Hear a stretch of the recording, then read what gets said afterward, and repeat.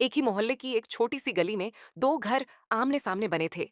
एक और था बड़ा, चमकदार, आधुनिक सुविधाओं से भरा घर, जहां नई अमीर बहू रिया रहती थी।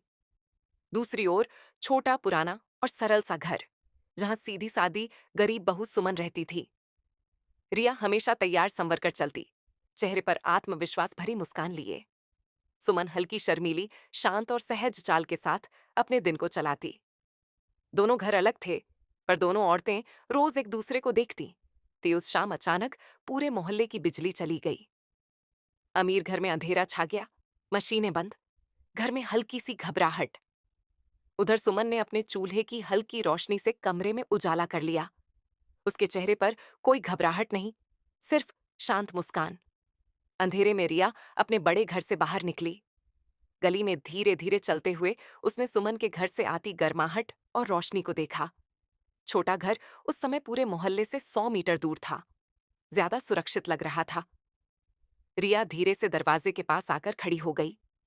सुमन ने उसे देखा और हल्की सी स्वागत भरी मुस्कान देकर उसे अंदर आने का इशारा किया।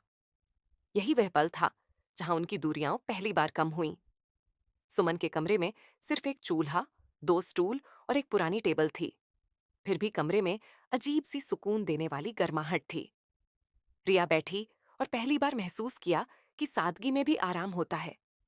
वहीं दूसरी ओर सुमन रिया को देखकर सोच रही थी कि अलग घरों में रहने से इंसान अलग नहीं हो जाता।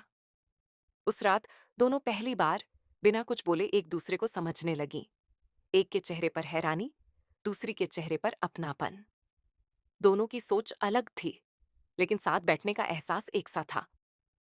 अगली सुबह रिया अपने घर से बाहर निकली तो उसके कदम पहले की तरह तेज और शाही नहीं थे। आज उसकी चाल थोड़ी सरल थी, जैसे वह किसी बारे में गहराई से सोच रही हो। सुमन अपने आंगन में झाड़ू लगा रही थी। रिया ने केवल एक हल्की मुस्कान से उसका अभिवादन किया। सुमन ने भी वैसी ही मुस्कान लौटाई। दोनों मुस्कानों में अब पहचान थी, दूरी नहीं। सवेरे की धूप गली में हल्की हल्की उतर रही थी। रिया अपने आंगन में खड़ी थी और सुमन अपनी रोजमर्रा की सफाई में लगी थी। उसी समय गली में दो बड़े और सम्मानित चेहरे दिखाई दिए। रिया की सास और ससुर, जो लंबे समय बाद शहर से वापस लौट रहे थे।